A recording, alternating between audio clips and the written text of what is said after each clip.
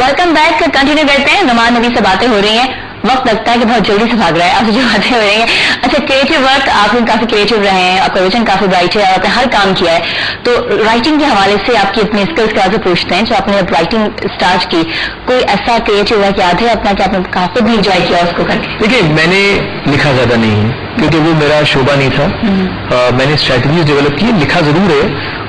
मैंने कुछ एड्स की कॉपी भी लिखी है, कमेंट्रीज भी लिखी हैं, लेकिन मैं नहीं समझता कि उसमें मैंने कोई ऐसा काम किया है कि जो मुझे याद जरूर है, लेकिन ये कोई ऐसा काम किया जिसको मैं कहूँ वाह क्या काम कर दिया है। लेकिन ये कि स्ट्रैटेजीज डेफिनेटली मैंने कोई भी काम किया हो, कभी ऐसा हुआ अपने काम से आपको प्यार हो गया होगा, आपने कहा मैंने इतना प्यारा काम किया? मैंने एक शेर लिखा था एक इश्तेहार के लिए, एक बैंक के लिए, वो मुझे बहुत पसंद आया था।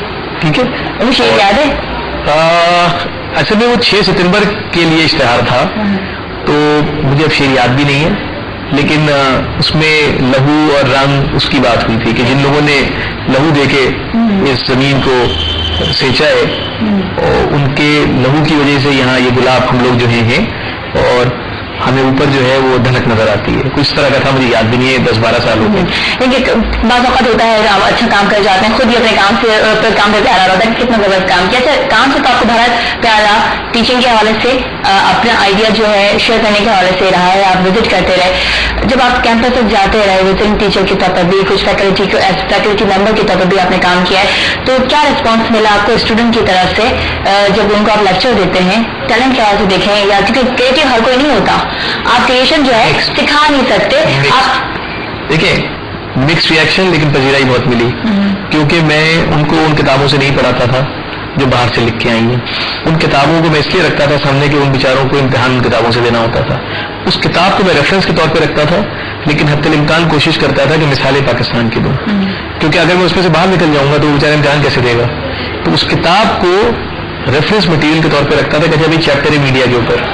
तो पाकिस्तान में किताबें लिखी कहाँ होती है? लेकिन किताब पाकिस्तान में किताबें नहीं है, लेकिन अगर वहां पे अंग्रेजी की किसी अंग्रेजी किताब में अगर किसी प्रोडक्ट का जिक्र किया गया है, तो मैं उसका मुमासिल पाकिस्तान में ढूंढ ले लेता था, और मुमासिल ढूंढ के मैं कहता था कि आप ये समझें कि जैसे ये प्रोडक्ट है।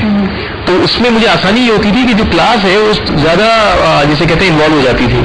अगर मैं किसी ऐसी चीज की बात करूं जिसके बारे में लोगों को पता ही नहीं है, बहामास की मैं बात शुरू कर दूं, तो बहुत से लोगों ने बहामास का शायद नाम भी ना सुना हो, तो अगर मैं उसके बरक्स कोई ऐसी चीज की मिसाल दे दूं कि जिससे वो कहें कि अच्छा इसकी बात कर रहे हैं, तो इंटरएक्टिविटी बढ़ जाती थी। अच्छा, टिप दे लेती हूँ आपसे, जो ड्राइविंग के स्टूडेंट हैं, जो आना चाहते हैं, करियर बनाना चाहते हैं, और साथ साथ जो अभी करंटली काम भी कर रहे हैं प्रोफेशनल भी, आप समझते हैं कि एड में बेसिक क्या चीजें होनी चाहिए जो अट्रैक्ट कर पाए लोगों को, इंटरेस्टिंग कैसे डेवलप किया जाए, मेन इसका थीम आप क्या सोचते हैं? आपके ख्याल में एड में आप समझते हैं जो एड जो है क्लिक कर जाए, ये बातें होनी चाहिए? ये डिपेंड करता है कि आप किस प्रोडक्ट के लिए बनाए। सबसे पहले तो उसकी जिसके लिए वो बनाया जा रहा है उसके साथ उसका कोई लिंक होना चाहिए, क्योंकि एडवर्टाइजिंग मार्केटिंग का हिस्सा है, और मार्केटिंग का बुनियादी उसूल है कि जिस चीज की जरूरत है वो बनाओ। सेल्स और मार्केटिंग में फर्क यही है, जब सेलिंग हुआ करती थी तो जो बनाया जाता था वो बेचा जाता था। जब मार्केटिंग ने उसकी जगह ली तो ये कहा गया कि बनाओ ही वो जिसकी जरूरत है। तो मेरे ख्याल में सबसे इंपॉर्टेंट चीज तो है कंज्यूमर को समझना। अगर आप कंज्यूमर को समझेंगे, उसका लाइफस्टाइल समझेंगे, उसकी एस्पिरेशन समझेंगे, तो आप एक अच्छा इश्तेहार बना लेंगे।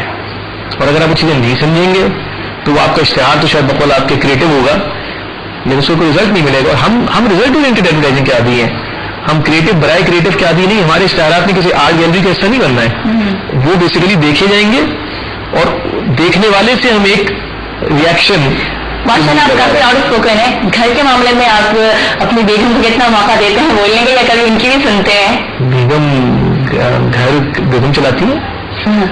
जब दो माशाल्लाह से खवातीन तो माशाल्लाह से ऐसे ही बहुत बोलती है, बदनाम में बोलते हैं, और जब दो अच्छे बोलने वाले होते हैं तो उसमें सुनता कौन है? मैं आपकी राय से मुत्तफिक हूँ। जब मुझे पता है कि औरतें बोलने की शौकीन है तो मैं उनको शौक पूरा करने देता हूँ। अच्छा, वहाँ आपका कॉम्प्रोमाइज के लिए बिल्कुल कि अपना शौक मैं ऑफिस में पूरा कर लूंगा? नहीं, बिल्कुल, जहाँ उनको बोलना है बोले, कोई पाबंदी नहीं है। और घर पूरा घर बेगम के हवाले है।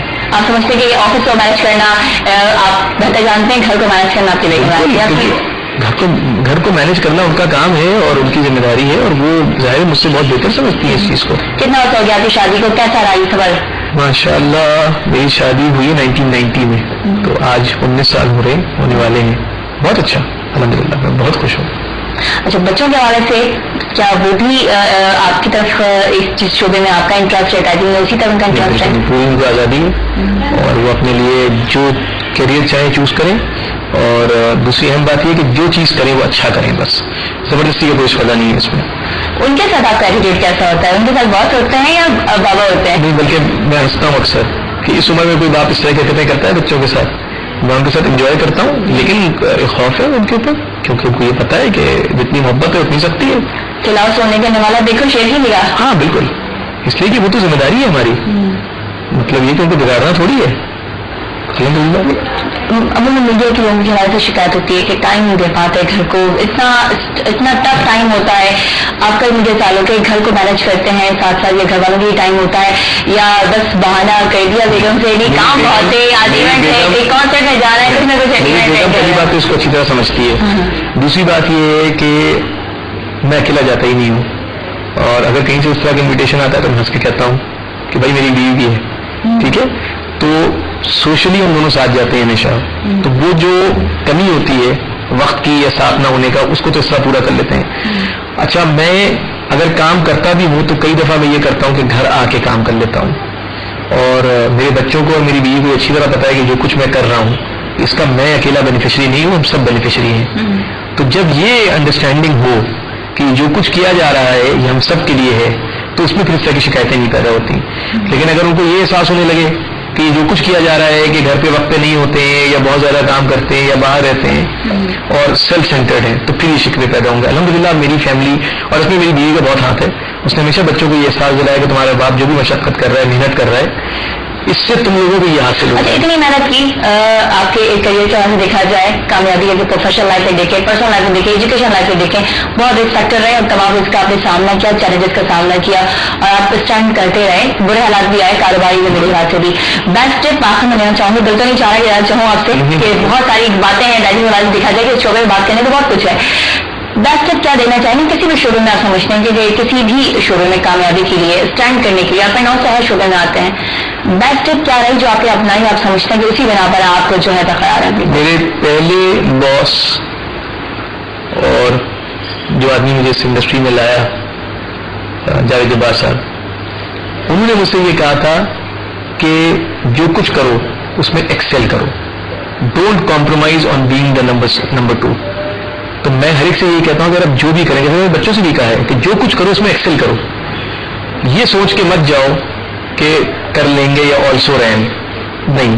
اگر دوڑنا ہے تو جیتنے کے لیے دوڑو, ورنہ مت دوڑو, آرام سے بیٹھے رہو اپنی جگہ پہ, انرجی بھی ضائع کرو اور جیتو بھی نہیں, اور واپس آ کے سوچو کہ میں کیوں دوڑا, تو یہ بیکار ہے. تو میرے خیال میں وہ انہوں نے مجھ سے بہت شروع میں کیریئر میں کہا تھا, تو وہ چیز جو ہے وہ آج تک مجھے یاد ہے, اور میں ہر آنے والے سے یہی کہتا ہوں کہ جو بھی کرو اچھا کرو, دل لگا سر جو بھی ہو اس کے بعد اللہ تعالیٰ پر فیصلہ ہے, دوبارہ اس کو لے کے وہاں بیٹھ جائیں. بس یہ دیکھ لو پلٹ کے کہ تم نے کوئی کسر تو نہیں چھوڑ دی. اگر کسر چھوڑ دی تو پھر تمہاری غلطی, اور اگر کسر نہیں چھوڑی اور نہیں ہوا تو اللہ کی مرضی. نعمان نبی صاحب بہت بہت شکریہ آپ کا, بڑی مزے کی باتیں رہی نعمان نبی صاحب سے. جو نئے کریئر میں اپنا کریئر بنانا چاہتے ہیں, شروع میں آ سکتے ہیں, جو کریئر اورینٹیڈ جو لوگ ہیں ان کے لیے بھی کافی بینیفیشیل رہا ہوگا. آج کی جو ڈسکشن رہی ہے کافی مزیدار.